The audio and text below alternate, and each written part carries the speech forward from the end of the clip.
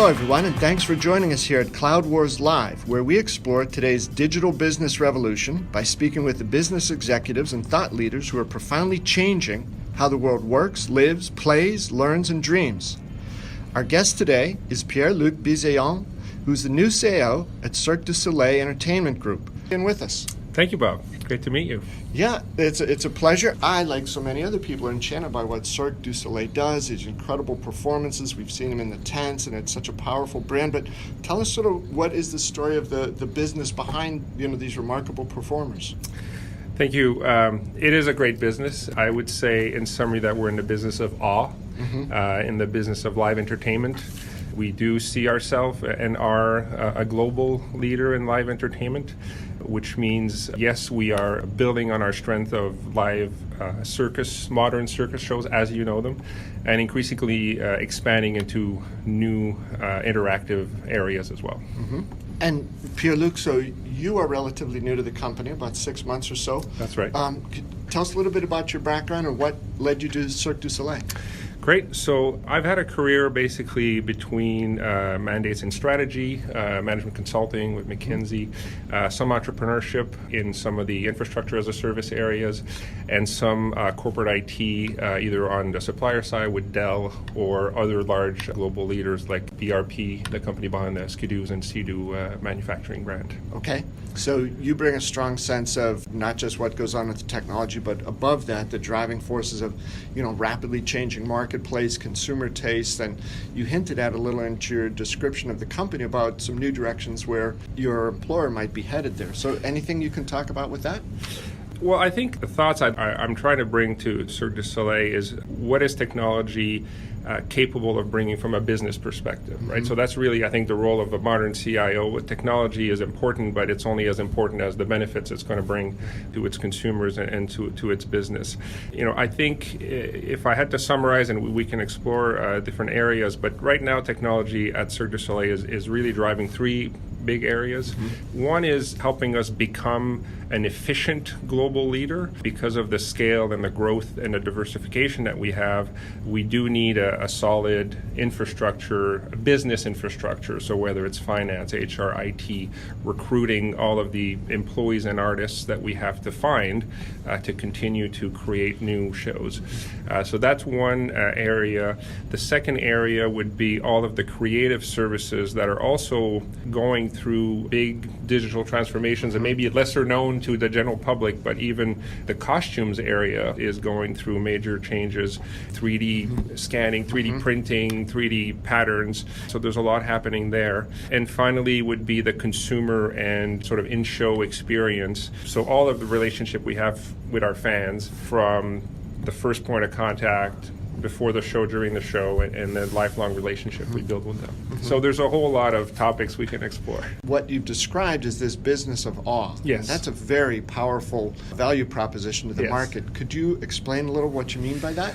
I mean, everything starts with the relationship we have with our fan at every contact point we had with them, right? So the biggest and I guess the most obvious contact point is their show experience itself. Now, what you experience when you're sitting down and watching is one thing, and there's a lot going on there. We've experimented with an in-app or an in-show app concept. So we are looking at some of these scenarios.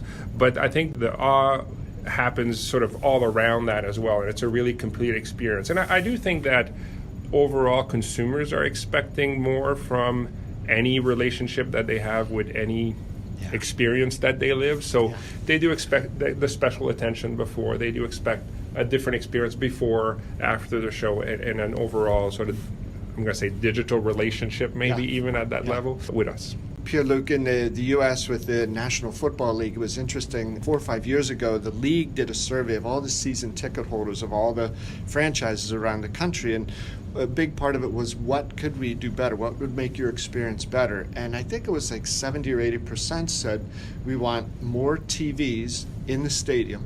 We want to see the ESPN Red Zone, which allowed them to watch other games in the stadium. And the third thing they said, put better Wi-Fi technology in the stadium as well. So I remember the league said we were quite surprised by this. And what, in essence, I think some of the fans were saying was, we want you to recreate the at-home experience and let me take the at-home experience and add that onto the physical experience I have in the arena. So when you describe this opportunity to build a digital relationship with your fans that extends beyond the incredible shows, could you give us a couple ideas of how that relationship would play out and how you'd extend that connection?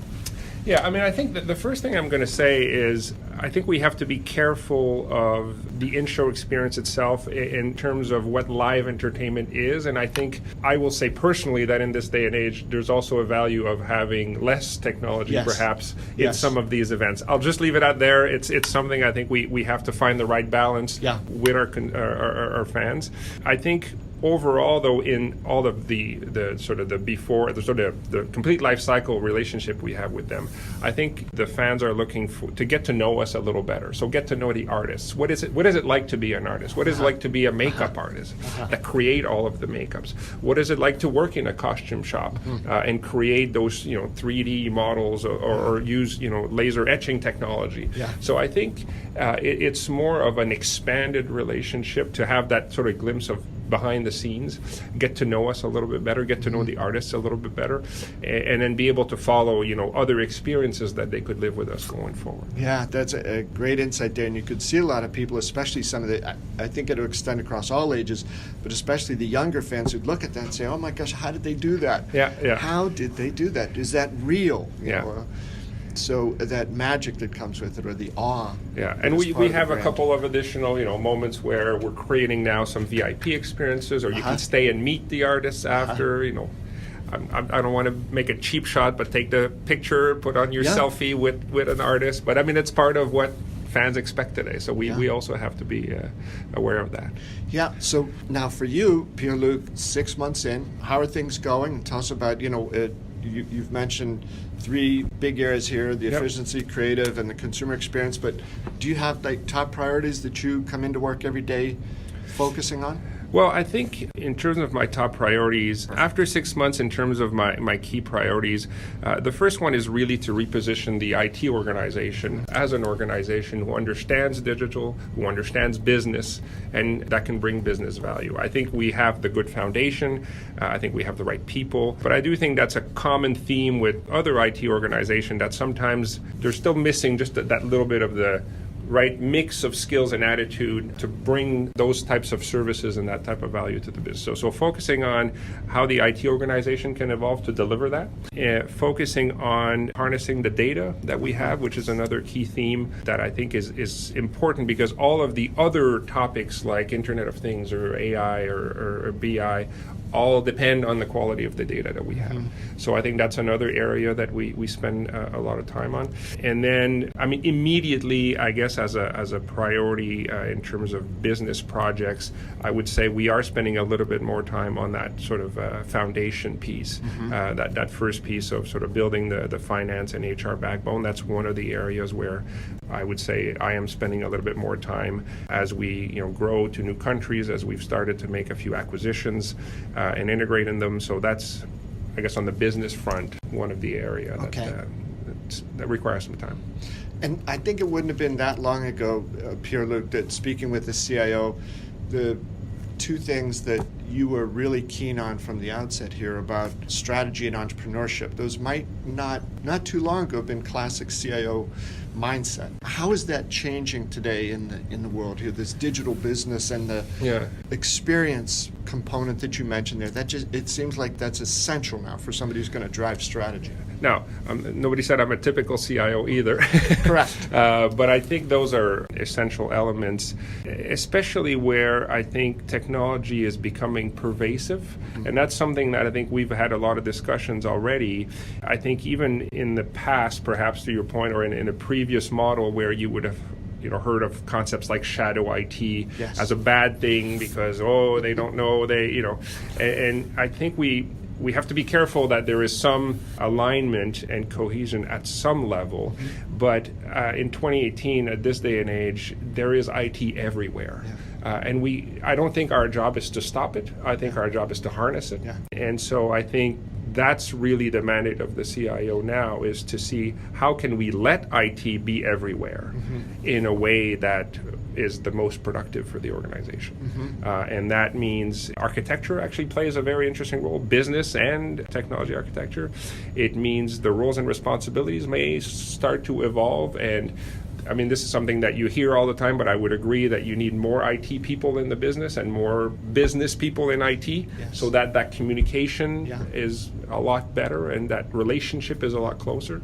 And I do think that IT has to be a contributor on the IT strategy, but even business strategy eventually. Yeah, and I always was sort of puzzled by the notion of, again, I think this is changing, which I believe is a very good thing, but CEOs saying, my job and the job of the IT organization is to support the business. And on the one hand, that's true, and on the other hand, what they're saying is I'm not part of the business. So I think what you're talking about is a higher value, deep integration, right? And now, I'm not saying that that's already accomplished. Yes. I do think that it's part of the mandate, or how I see my mandate, to build that and to earn that, I would say, even, because it's easy to say, but at some point you also have to deliver. And even if it means that the first thing you have to do is fix the basics, because if you can't fix that, you won't be able to have the next level conversation either. So that's part of my job too. Certainly, and it was the first priority that you pointed out. You described as repositioning the IT org, get them more attuned to the business as opposed to being, it's over there and we're over here. And, and yes, the Wi-Fi has to work. Right. And now a quick break to hear from our sponsor. SAP Experience Management is helping businesses connect to their customers and then connect customers back to those businesses. Just listening to your customers is not enough. Businesses need to respond, react, and relate to them as individuals. Each one of them has his or her own likes, dislikes, and preferences. By combining experience data with operational data, SAP can help your business turn customer insights into actions that make their experiences better. SAP Experience Management helps you turn customers into fanatics and products into obsessions. Learn more at sap.com/xm. The best on SAP. Now back to the show. Pierre-Luc, you're doing some work with SAP, and can you describe how SAP is helping you in this transformation? Absolutely. So overall, we've SAP has been a great partner. We are partnering with SAP across multiple business areas, including finance, including procurement, including HR. And sort of recent history, we've also engaged with SAP to move to the new S/4HANA cloud solution. So that was in sort of recent months, and we are now looking at how this will be deployed and have an impact and bring us to that sort of next level of sort of financial back-end sort of digital systems that we need to be the global leader that we're trying to be. You're a young executive here, you're new in the job, the company's doing some wild things. What role does broadly the cloud or cloud technology, how is it helping you achieve and the company achieve its goals?